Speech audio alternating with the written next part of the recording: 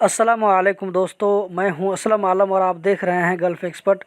दोस्तों, आज की वीडियो में कतर के बारे में कुछ अपडेट देने वाला हूं।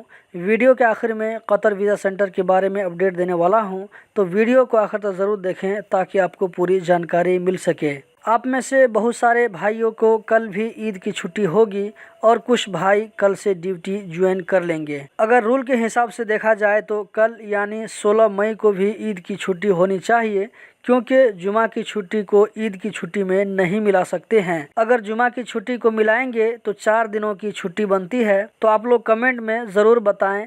अब आते हैं आज की वीडियो की जानिब। ट्रैफिक डिपार्टमेंट की तरफ से कहा गया है कि रमज़ान के दिनों में ट्रैफिक एक्सीडेंट में कमी आई है। रोड यूज़ करने वालों का इस मैटर में शुक्रिया अदा किया गया है। वहीं पर कई ईदगाहों और मस्जिदों के सामने माइनर वायलेशन देखने में आया है, जिसको सॉल्व कर लिया गया। आज का जो दूसरा अपडेट आ रहा है वो है अशकाल की तरफ से। 2021 में कतर में 5 नए बस स्टेशन बनाए जाएंगे। दोस्तों, ये बहुत ही अच्छी खबर है। हम आम वर्करों को बड़ी सहूलत होगी इससे इधर उधर जाने आने में। अगर आप पहले देखें तो कतर में कहीं पर भी जाने के लिए बस के ज़रिए जाने के लिए पहले दोहा जाना पड़ता था, उसके बाद दूसरी जगह नई बस चेंज करके जाना पड़ता था, लेकिन अब इससे बड़ी सहूलत हो जाएगी। दोस्तों, कतर में कोविड-19 के केस में मुसलसल कमी आ रही है, जो कि बहुत ही अच्छी खबर है वहां के रहने वालों के लिए। 14 मई की अगर बात की जाए तो पिछले 24 घंटों में सिर्फ 244 कोरोना के नए केस रजिस्टर्ड हुए, 151 लोकल जबकि 93 बाहर से आने वालों में। इसी तरह पिछले 24 घंटों में 590 लोग इस वायरस से रिकवर हो गए। सिर्फ 2 डेथ का केस सामने आया है।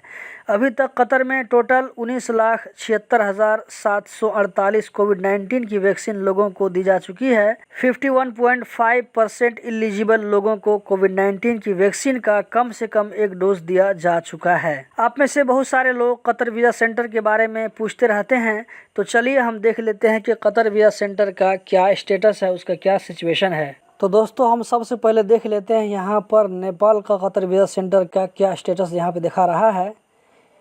यहाँ पर हम नेपाल सेलेक्ट कर लेते हैं।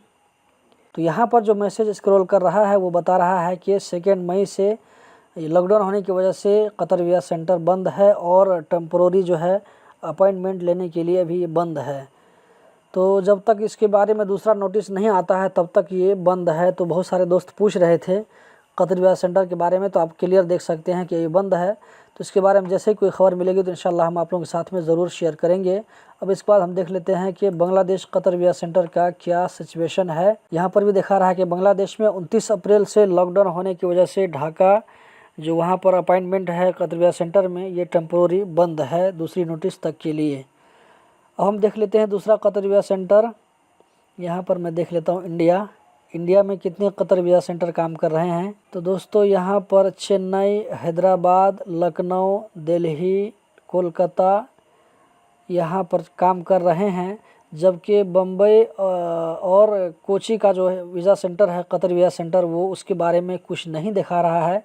तो इसका मतलब है मुंबई और कोची का कतर वीज़ा सेंटर अभी बंद है। बाकी चेन्नई, हैदराबाद, लखनऊ, दिल्ली और कोलकाता ये 5 कतर वीज़ा सेंटर काम कर रहा है। बाकी 2 कतर वीज़ा सेंटर बंद है। और इसमें ईद उल फितर की छुट्टी थी दोस्तों, तो ये जो है 17 मई से फिर से ये काम करना शुरू कर देगा, ये जो 5 कतर वीज़ा सेंटर है। अब हम देख लेते हैं बोलता पाकिस्तान का कतर वीज़ा सेंटर का क्या सिचुएशन है। दोस्तों, कतर वीज़ा सेंटर पाकिस्तान का 16 मई तक बंद रहेगा। उसके बाद ये इंशाल्लाह फिर से काम करना शुरू कर देगा। इसके बारे में कोई नोटिस नहीं आया है, लेकिन यहाँ पर लिखा है कि 16 मई तक बंद रहेगा। तो उम्मीद है कि 16 मई के बाद से फिर ये काम करना शुरू कर देगा। तो इसके बारे में इंशाल्लाह हम फिर दूसरे अपडेट को आप लोगों के साथ में ज़रूर शेयर करेंगे। तो दोस्तों, यही थी आज की वीडियो। उम्मीद करता हूँ ज़रूर पसंद आई होगी। कतर से रिलेटेड इसी तरह की जानकारी, इसी तरह का वीडियो देखते रहने के लिए चैनल को सब्सक्राइब करें, वीडियो को लाइक करें। बहुत बहुत शुक्रिया।